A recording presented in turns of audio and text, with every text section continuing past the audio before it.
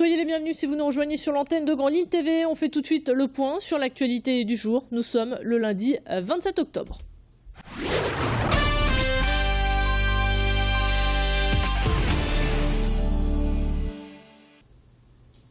Et on ouvre ce Flash Info avec la défaite du LOSC en perdant face à Rennes 2-0 hier en championnat de Ligue 1.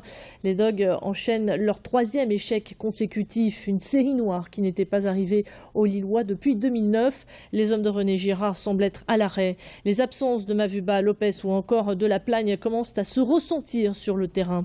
Je vous propose d'écouter ces réactions d'après-match au micro de nos confrères de LOSC TV. Je comprends, on fait une bonne première mi-temps et en deuxième, au bout de 10 minutes, le match était presque plié. Donc c'est dommage. C'est même très très frustrant, mais maintenant il va falloir travailler parce qu'on prend trop de buts en ce moment à l'extérieur.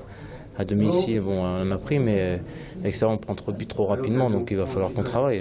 Voilà, ça ne s'explique pas. On enchaîne les matchs aussi, on laisse des forces en Ligue Europa aussi, mais bon, voilà, c'est comme ça et c'est à nous de redresser la barre. En tout cas, on travaille beaucoup aux entraînements et pour l'instant, on n'est pas récompensé des efforts qu'on fait. Au classement général, les nordistes occupent maintenant la 11e place. Prochain match samedi prochain à 20h. Les Dogs devront retrouver leur mordant pour battre Saint-Etienne, d'autant plus que le match se déroulera à domicile.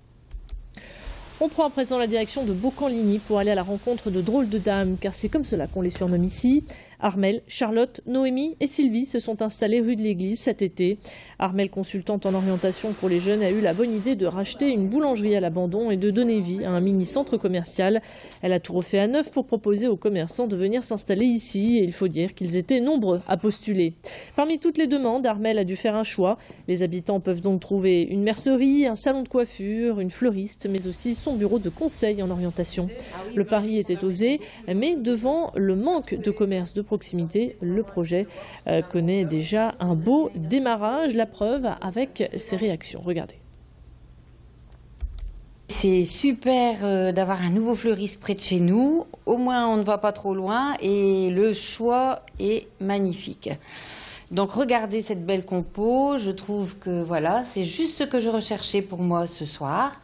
Je pense que mes invités vont être flattés de la composition de cette jeune fleuriste. Un petit centre avec plusieurs commerçants rassemblés les uns à côté des autres. On fait une course dans l'un, on laisse un enfant d'un côté, on va faire une course dans le magasin d'à côté. Effectivement, c'est très important. Je trouve qu'il y a une bonne coiffeuse et en plus c'est pratique. Je peux y aller juste après mes activités. Et voilà. Il a 15 ans, il habite près de Valenciennes et adore faire rire son entourage. Tom Alexandre réalise seul ses sketchs que l'on peut retrouver sur la toile sous le nom de Petites vidéos de Tom. Fan de Rémi Gaillard ou encore de Benny Hill, il s'inspire de leur travail pour suivre leurs pas.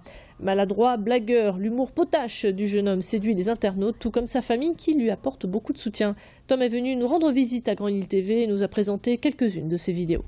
Faire rire les gens, ça m'apporte beaucoup, ça redonne du peps à ma vie et ça me facilite le contact avec les gens. Trouver l'idée, ça me prend parfois plusieurs semaines et ensuite je me réserve une journée pour prendre toutes les prises nécessaires à la vidéo et ensuite je les monte. Je m'inspire de mes idoles, par exemple Mr Bean ou bien Eric Antoine et j'essaie de prendre de leurs idées sans trop copier sur leur personnalité. C'est leur humour, leur mimique, leur histoire toujours démesurée, ça me plaît beaucoup.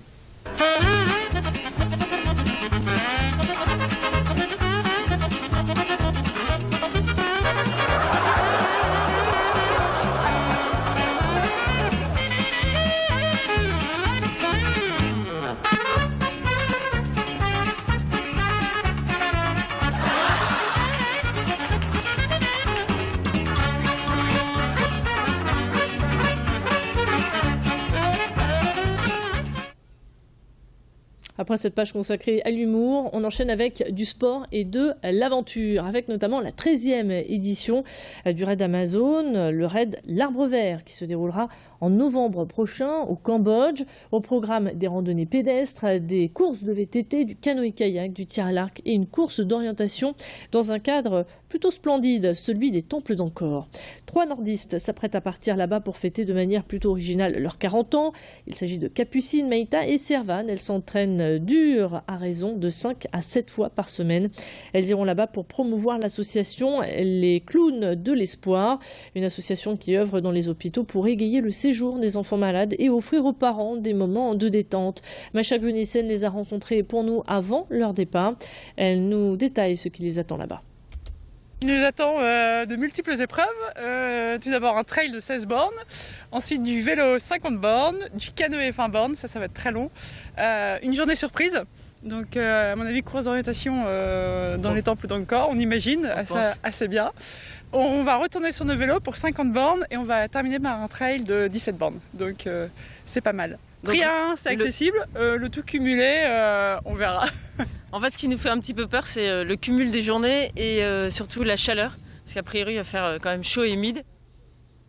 Et on leur souhaite bien du courage. C'est ainsi que s'achève ce Flash Info. On se retrouve dans un instant pour tout savoir de la couleur du ciel.